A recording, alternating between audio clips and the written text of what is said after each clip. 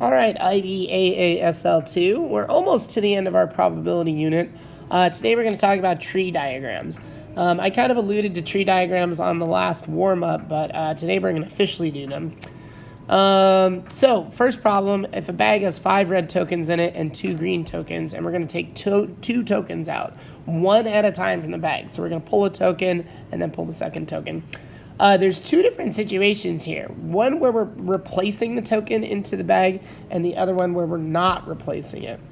We're going to do tree diagrams of both these situations because the probabilities are slightly different for each situation based off whether or not if you're replacing or not replacing the token.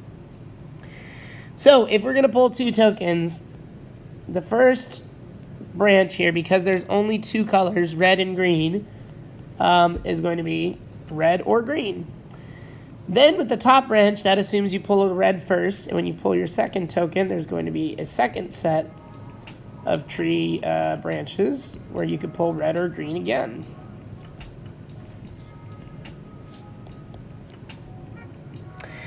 Now, that's with replacing. So each time there's 7 tokens in there, and the probability of red is 5 out of 7. The probability of green is 2 out of 7. So red is going to be 5 out of 7. I'll just put that there to remind ourselves that that's the probability of getting those situations. And then 2 out of 7 for the green. 5 out of 7 for the red. 2 out of 7. 2 out of 7. So when we're pulling 4 or 2 tokens out of there, there's 4 different situations you can get. You can get this branch right here, which is red, then red. So a red, red, which is a probability of 5 sevenths times 5 sevenths, which is 25/49. Then there's the probability you pull a red first and then a green. So that's 5 sevenths times 2 sevenths.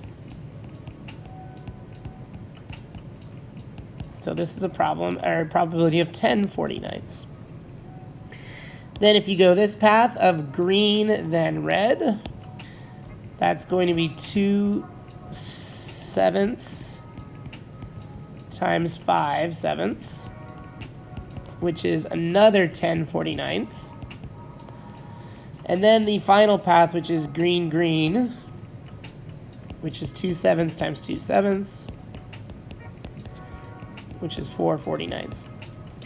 Now, one thing I want you guys to notice about all 4 of these possibilities, if you add together 25/49, 10/49, 10/49, and 4/49, you should get 49/49 all added together, which makes sense because this is every single thing that can happen in the problem. So the probability of every single thing that can happen should be 100%.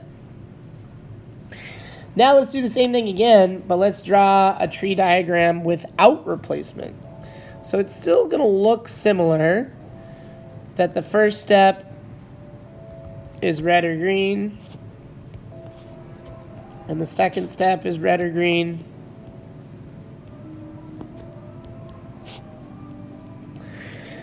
But now that we're not replacing the token back into the bag, the denominator, the total number of tokens in the bag, changes on the second branch. So here, the probability of pulling a red is still 5 out of 7, and the green is 2 out of 7.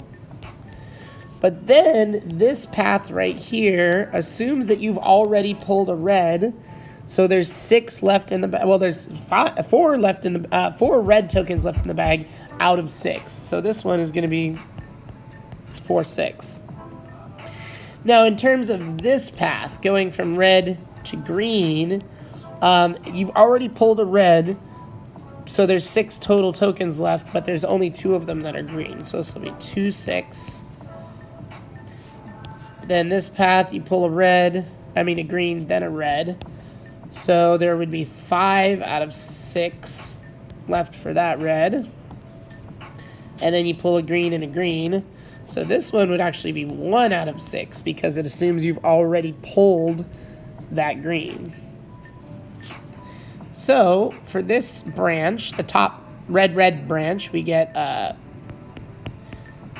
5/7 times 4, 6, which is going to be, what is that, 20, 40 seconds? Oh, you can reduce that to 10/21.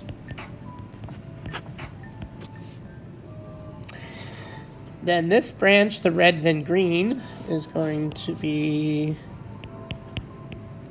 5/7 times 2, 6, which is like 1/3, so that's 5/21. Then green red is 2/7 times 5, 6. That one can't reduce. So that's, oh no, I can. Yeah, that's 1, that's 3, 5/21. And the last one is 2/7 times 1, 6. 1/3, 1/21. Once again, if you add these four together, 10/21, 5/21, 5/21, 1/21, you should get 21/21. Every single thing that can happen in the problem. So now they say, what is the probability you get only one green token? Well, you guys, there's two different ways that you can get one green token. It can go red. Whoops, I really want a different color. Red, then green, or it could go green, then red. So this and this account for that situation. So what you have to do is add both of those together. So this is 10/49 plus 10/49, which is 20/49. That you get one green token. And so that's with replacement. Without replacement, once again, you could go the two different paths, which are red then green or green then red. So these two situations both work for that. So we have to add both of those together. So this is 5/21 plus 5/21, which is 10/21. So that's it. Those are the two different probabilities. So whether or not you're replacing them back into the bag, it matters. The probability is going to be different for both of these situations. If they ever don't say if they're doing it with replacement or not, you can assume non-replacement. I've seen tons of problems like that where if they don't state,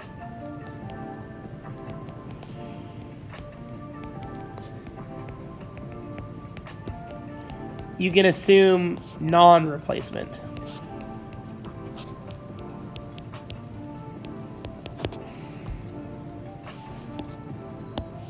All right, that's that problem. Now, the probability that Rogov hits an archery bullseye is 0.8. Assume each shot is independent probability. Find the probability in two shots that he gets two bullseyes, only one bullseye, hits at least one bullseye. Well, for all three of these questions, we're going to need a diagram of him shooting the two shots. So for my tree diagram, we're going to do the first shot, which is a hit and a miss. Those are the two possibilities. For the hit, it's a 0.8 probability, and for the miss, it's the complement of the 0.8, which is 0.2 that he misses. For the second set of branches, we will have another hit-miss situation. We don't have to change the probabilities because each one is independent.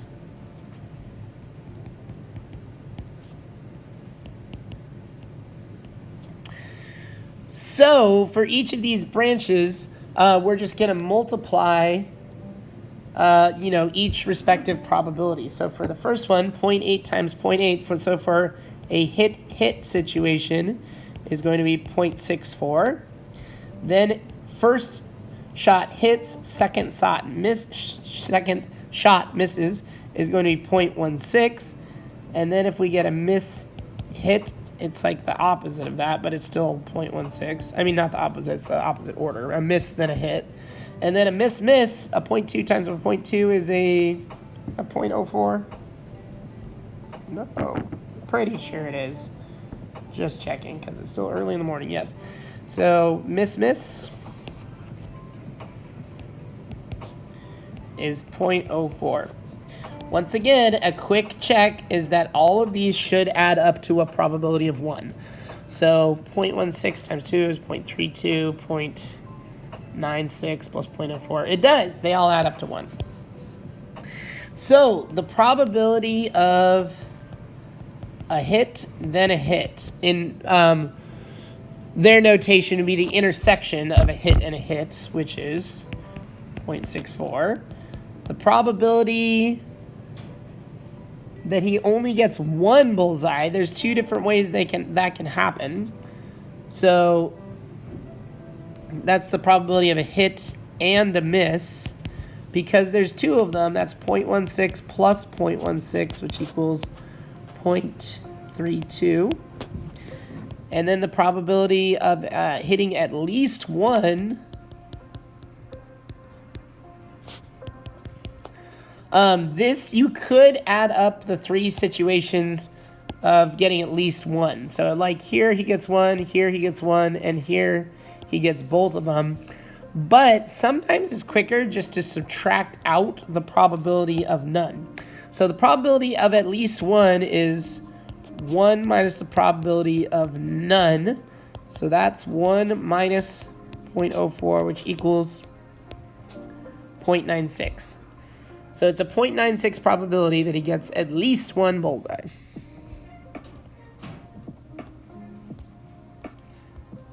Last one.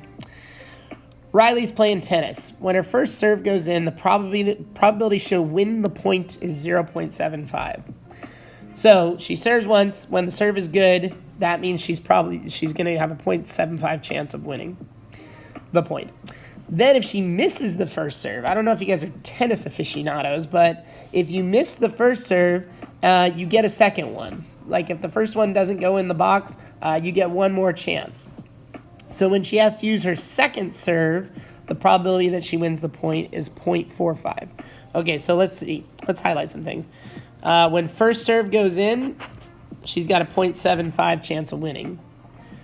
When second serve goes in, she has a 0.45 chance of winning. The probability, or she makes the first serve 3 out of 5 times. So first serve, 3 out of 5. And second serve is 3 out of 4. We're going to answer these two questions. Find the probability that Riley wins the point. Oh, no question mark there, Jolly. Way to go. And then part B is, given that Riley wins the point, what is the probability she made the first serve? So that word given right there is already making me think of that conditional probability formula. But we'll get there when we get there. First step, I want to create a great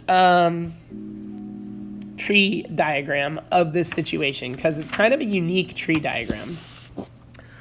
The tree diagram is basically going to be for whether or not the serve goes in or out, and then whether or not she wins the point. So the first set of branches with this one is whether or not the serve goes in or if the serve is out. If the serve goes in, then, well, okay, so let's start filling these out. Her first serve goes in 3 out of 5 times. So the probability that this one goes in is 3 out of 5. Sorry, I'm all zoomed out. The probability that the first serve doesn't go in is the complement of that, which is a 2/5 probability. Now, when that serve goes in, she has a 0.75 chance of winning. So here, we're going to say this branch is a win, and this branch is a loss. So the probability that she wins after she makes the first serve is 0.75, and the complement of that, the probability of her losing, is 0.25. Now, let's say she doesn't. So that's the end of the match there. The first serve went in, and then if she wins, it's 0.75, and if she loses, it's 0.25. Now let's say that the first serve does not go in. So we're talking about this route right here. Then she gets another chance at serving, second serve. So we go second serve, and this is going to be another in or out situation. With her second serve, it goes in 3 out of 4 times. So this will be 3 out of 4, and then the probability that it goes out on the second serve is 1 out of 4. So if she goes serve out, that's the end of it for her. She lost right there. But if the second serve goes in, she has a 0.45 probability of winning the point. So off this set of branches right here, we're going to have another does she win or lose situation. So here we'll go win, and this will be a loss. Her win is 0.45, and the probability she's going to lose is going to be 0.55. It's the complement of that, subtracted from 1. Now, we're going to use this diagram to figure out the probability that she wins the point. Well, okay, so we're going to do, here, we'll do it off to the side. Probability of a win, winning point. You have to find all the ends of the tree diagram that result in her winning. So the first one is the serve goes in and then she wins. So that's 3/5 times 0.75. But then there's another way she can win, where she first serve doesn't go in, it goes out, but then she makes her second serve and then she wins. So this is like, excuse me, the probability that she misses the first serve, makes the second serve, and then wins the point. When you multiply and add those all together, this will be 0.45 plus 0.135, which is 0.585. So that's the probability of her winning any point, like, regardless of whether or not she makes the first serve or makes the second serve. So that's part A. Part B, given that Riley wins the point, what is the probability she made her first serve? So this is probability of makes first serve given that she won the point. The formula for this is the intersection of the two. So this will be makes first intersected with winning divided by probability of that she won the point. I always go to the formula in these cases. I don't try to reason through it just using the diagram. So, hey, the good news about this denominator right here is that we already figured that out. That was part A. The probability that she wins the point is 0.585. So we know the very bottom of this is going to be 0.585. Now, the intersection of her making the first point and winning the point is this path in the tree diagram right here, that the first serve goes in and then she wins. So up top, we got to do 3/5 times 0.75. When you crunch that all out, you should get 0.769.